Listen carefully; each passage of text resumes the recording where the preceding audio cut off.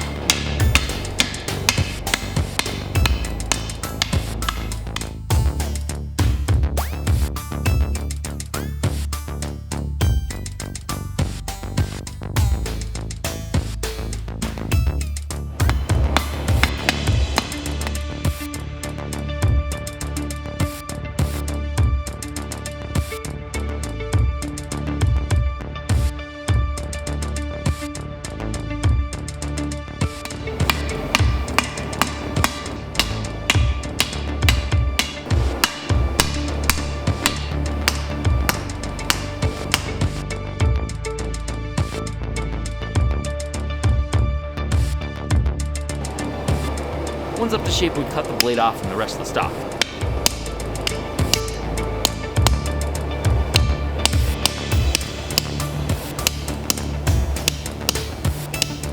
We may have to go further through it.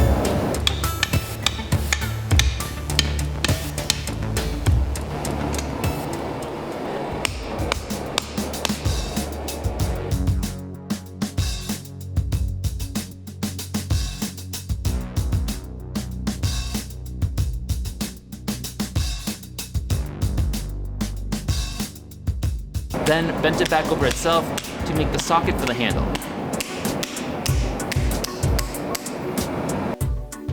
Then comes the challenge of forge welding the two halves together. At this point, we've been still using a more modern propane forge as I learned the basics of blacksmithing. But this more modern tool is actually a disadvantage when it comes to forge welding, where you need a higher temperature to get them to weld. So after multiple attempts, we failed to get it to actually weld. A coal forge can reach a much higher temperature, making welds like these much easier. So to get this axe finished, I'm gonna need to fast track the coal forge I've been slowly working on in the background. To construct it, I've been in the process of making my own red bricks.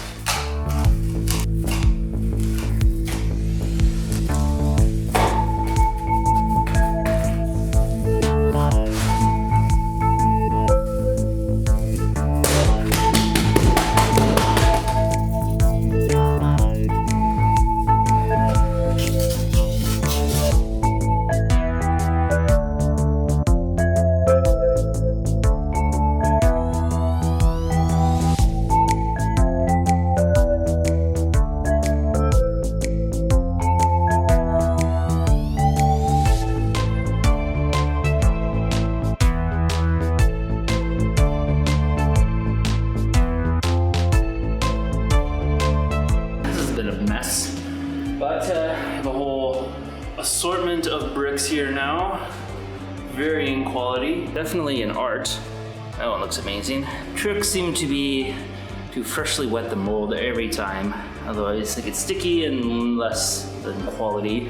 And it's just a matter of having the right amount of moisture for it to come out, but not too moist, otherwise it starts to sloop a little bit. You don't get square bricks. But I have bricks of varying quality. Let's let them dry and fire them and see how they turned out. But to get things built a little quicker, I decided to salvage some existing brick I had access to and repurpose them.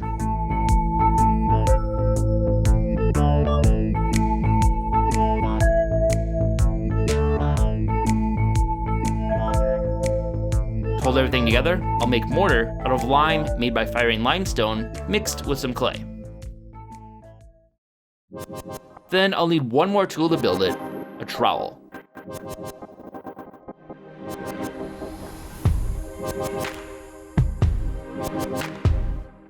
I really need to make an anvil soon.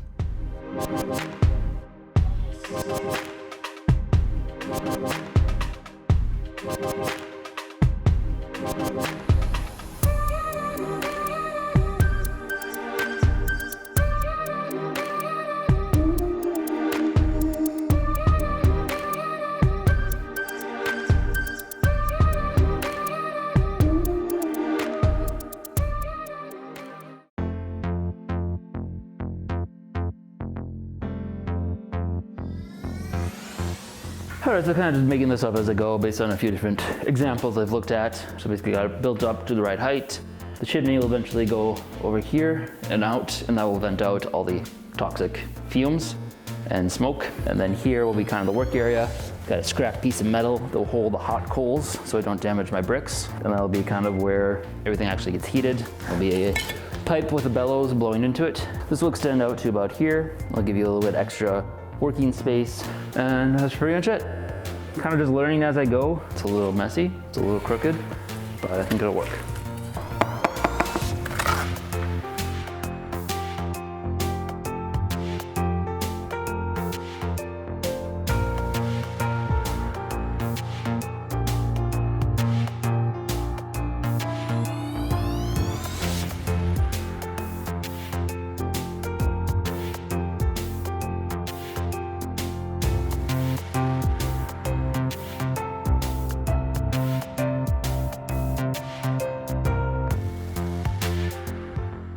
With it finally constructed, we can put the forge to use with the coal I collected in our video from last month and start forging the historically authentic way.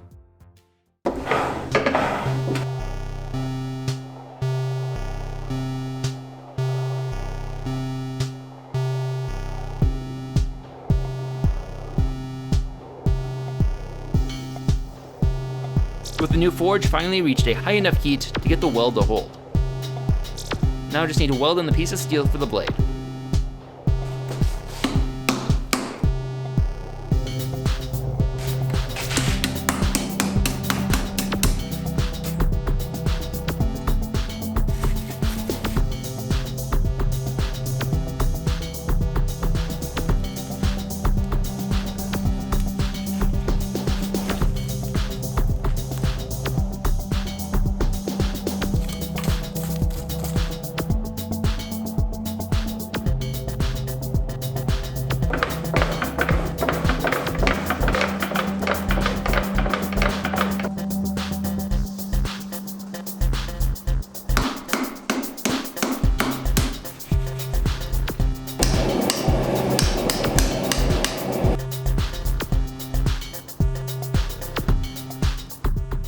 Trying to weld two different types of metals together proved to be a challenge. We kept burning the steel shorter and shorter. After numerous attempts and having to switch to a new piece of steel, eventually got a weld that stuck.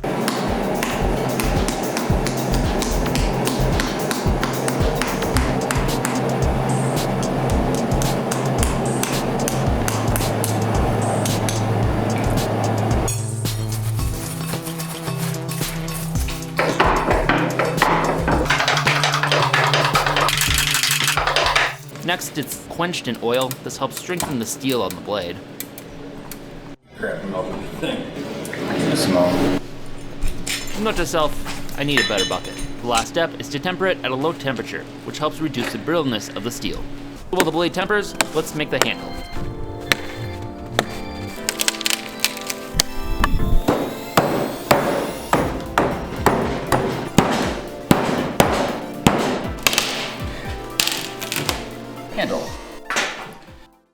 To help with our transition of bronze to iron, Adrian made us a new draw knife to replace our old one. They just started their own YouTube channel, so check out the full video of their build in the link in the description.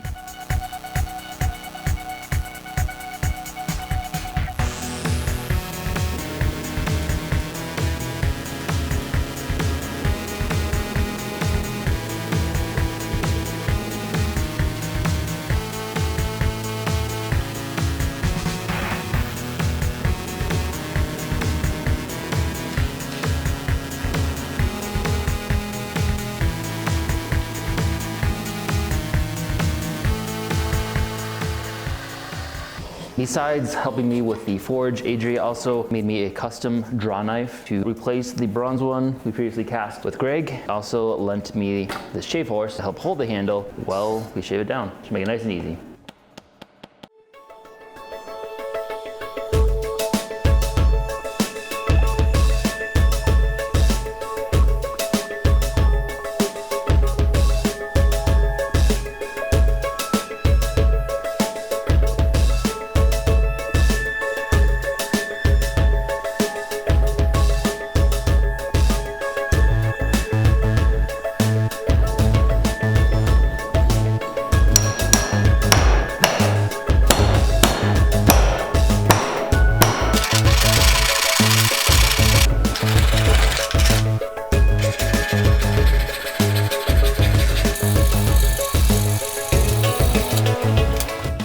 Now to test it out, I had Lauren go and try out the new iron axe compared to our two previous Bronze Age axes. This is just the regular bronze. All right, we'll give it a little, 3 chops. We got 3 on the board. If anybody wants this, DM us. Oh my God, sorry. Oh. Okay, that was pretty cool. Hey. Oh God. Maybe you should move. Yeah, this one is like pretty effective. Whoa.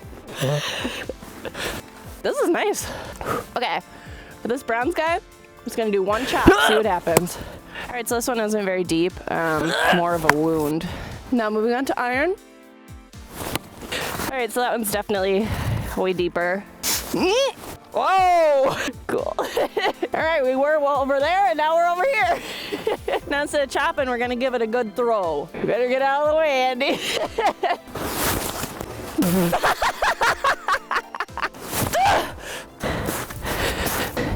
All right, that's my first try.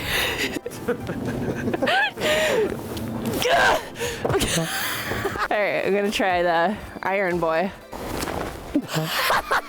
It's gone.